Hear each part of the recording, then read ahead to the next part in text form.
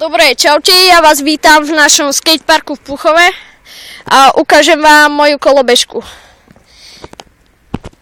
Takže, moja kolobežka sa skladá z rajdov, apexy striebornej, gripy blanty modré, teraz objímka rad, má 4 šrobíky, jak vidíte, potom hlavové zloženie District V2 Pro, vidlica Razor, zatiaľ len, ale budem mať novú kubarsku, modrú.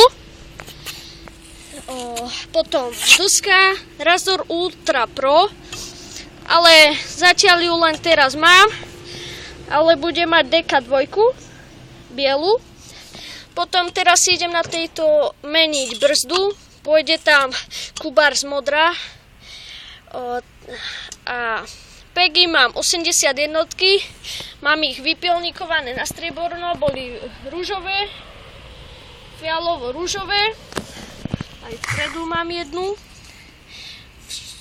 mám vpredu jedno koliečko skorpo, vidíte žlté,